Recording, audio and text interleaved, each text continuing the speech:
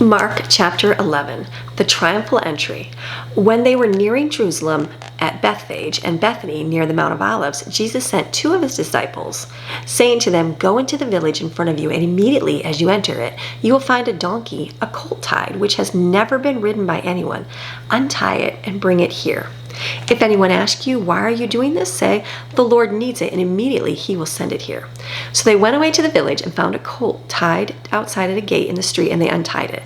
Some of the people who were standing there said to them, "What are you doing, untying the colt?" And they replied to them just as Jesus directed, and they allowed them to go. They did exactly what he instructed them to do. I think that's the key in getting the results in our life. Do exactly as God speaks to you, and you'll get the results.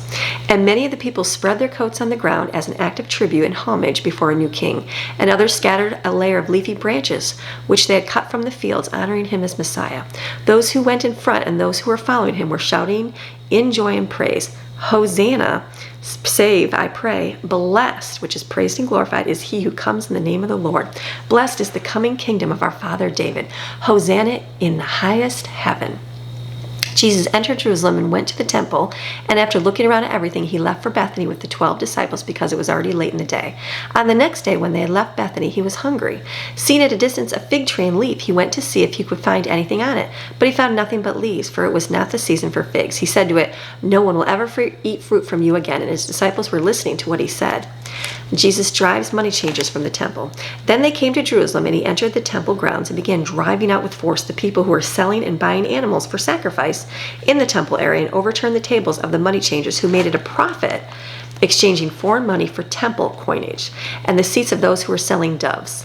And he would not permit anyone to carry merchandise or household wares through the temple grounds, using the temple area irreverently as a shortcut.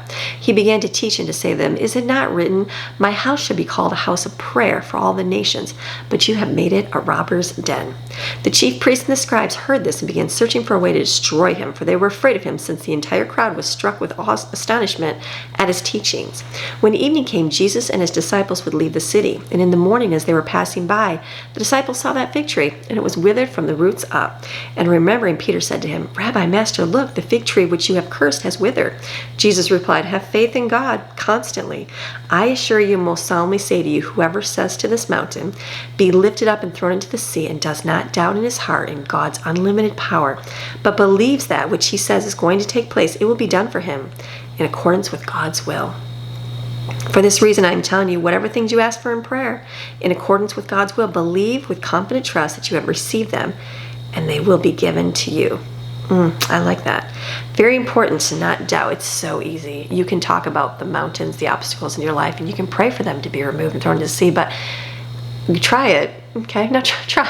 Let's not test out God. Let's do it, and then see how easily the next day things will fall apart, and you'll start looking at the symptoms, and you'll start doubting things. Or the next week when you go to the doctors, or the next bill that comes in the mail, or the next blow up in a relationship, or the next answer you get from somebody, and see how quickly it is to not have it happen. But it says, if you believe it and confidently trust, it's going to be given to you. So I think the key, if I had to guess, would be to believe and confidently trust in him. And whenever you stand praying, if you have anything against anyone, forgive him, which is drop the issue and let it go, so that your Father who is in heaven will also forgive you your transgressions and wrongdoings against him and others. But if you do not forgive, neither will your Father in heaven forgive your transgressions. And that's transgressions. That's things they have against you. It's not things that come up that are bothering you. Those are transgressions and unforgiveness. Jesus' authority is questioned. Then came again to Jerusalem. They came again to there. And as Jesus was walking in the courts and porches of the temple, the chief priests, the scribes, and the elders came to him and began to say to him, "By what authority are you doing these things? Or who gave you this authority to do these things?" And Jesus said, "I will ask you one question, and you answer me. And then I will tell you by what authority I do these things. Was the baptism of John the Baptist from heaven, that is ordained by God, or from men? Answer me." They began discussing it with each other, saying, "If we say from heaven," he will say, "then why did you not believe him? But shall we say from men?" They were afraid to answer because of the crowd, for everyone considered John to have been a real prophet. So they replied to Jesus, "We do not know." And Jesus said to them, "Well, neither will I tell you by what authority I do these things." Jesus is smart, quick with his words, because he listens to God to give him the right answer. So this is your daily Bible chapter. We're reading God's word Monday through Friday so we can grow closer to him. Have a beautiful day. Bye.